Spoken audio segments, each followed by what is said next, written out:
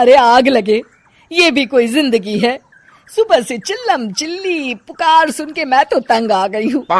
अरे वो भी क्या दिन थे जब मैं गांव में रहा करती थी। पहले बड़ी सुखी थी मैं। पहले मेरी जिंदगी क्या थी और अब क्या हो गई है। शहर में तो लोग भेड़ बकरी की तरह जीते हैं। जीने का असली मजा तो गांव में है।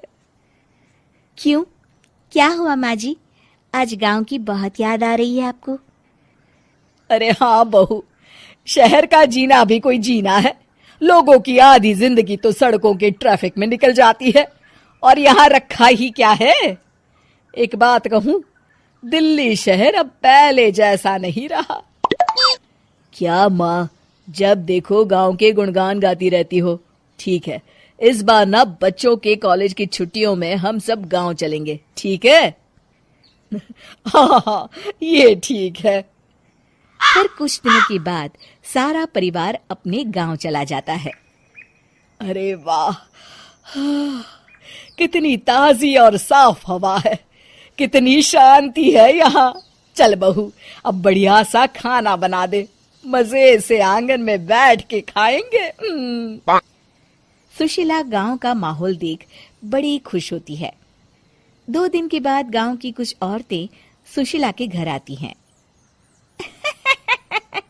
बड़े दिनों के बाद गांव आई है सुशीला। हमें तो लगा कि तू शहर जाके गांव को भूल गई। और बतिया, तेरी बहू कैसी है? जरा मिलवा तो उससे। अरे मेरी बहू तो लाखों में एक है। बड़ी किस्मत वाली हूँ मैं जो मुझे जानकी जैसी बहू मिली है। हमेशा मेरी सेवा में लगी रहती है और आज तक कभी पलटकर जवाब नहीं दिया उसने। सुशीला की बातें सुनकर सभी औरतें हंसने लगती है।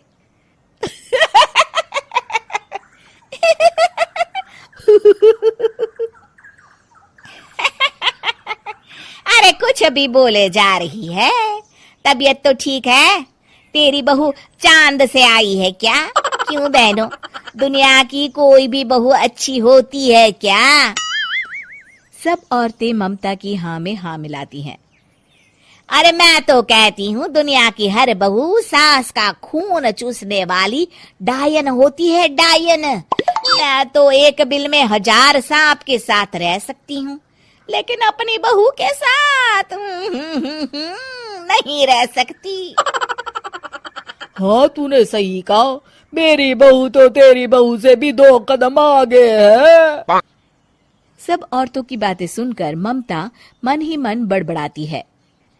अरे ये गांव सुधर गया, लेकिन औरतें नहीं सुधरी। अगर थोड़ी देर और इनकी बेवकूफी भरी बातें सुनूंगी तो मैं सच में पागल हो जाऊंगी। फिर सुशीला उन औरतों को घर से दफा कर देती है और राहत की सांस लेती है। अरे बहू, जरा बाम लाके मेरे सर पर तो लगा दे। उन औरतों की फालतू बातें सुनकर मेरा सर चकरा गया है। इस गांव की औरतों का तो भगवान ही मालिक है। फिर अगले दिन सुशीला की सास उससे कहती है, अरे बहू, तू यहाँ क्या आराम फरमाने आई है? आखिर ये तेरा ससुराल है। चल चल, घर के कामों में हाथ बटा। शहर में कुछ काम धाम तो करती नहीं है। जरा अपने आप को तो देख, कितनी मोटी हो गई है। सारा दिन घर का काम करने के बाद शाम को सुशीला, हाय मेरी कमर, हाय मेरे पैरों ने तो जवाब दे दिया। आज तो मुझसे मक्खी भी न मारी जाएगी। अरे बहू, जरा आकर मेरे हाथ पैर तो दबा दे। जी माँ जी, अभी आती हूँ। तभी सुशीला की सास जानकी को रोकते हुए कहती है, अरे रुक जा बहू, एक दिन काम करके इसको इसकी नानी याद आ गई। हम लोग तो रोज इतना काम करते हैं, कोई जरूरत नहीं इसके हाथ पैर दबाने की। सुबह तक सब ठीक हो जाएगा। सुशीला अपनी सास की बातें सुनकर हैरान रह जाती है। इस तरह धीरे धीरे गांव आने के बाद सुशीला की परेशानी शुरू हो जाती है। फिर एक दिन अरे आज तो मैं कपिल शर्मा देखूंगी क्योंकि आज संडे है। सुशीला जैसे ही टीवी ऑन करती है तभी बिजली कट जाती है। अरे सत्यानाश, इस बिजली को भी अभी जाना था। इतने दिनों से मैं टीवी सीरियल देख नहीं पाई। हमारा देश इतनी तरक्की कर रहा है, अरे पता नहीं ये गांव कब सुधरेगा। अरे अब तो 2 दिनों के लिए बिजली को भूल जा, ये तो यहाँ रोज की बात है। अब इस अंधेरे में रहने की आदत डाल ले। हाँ। हे भगवान, अब क्या होगा? ऊपर से इन मच्छरों ने जीना हराम कर रखा है।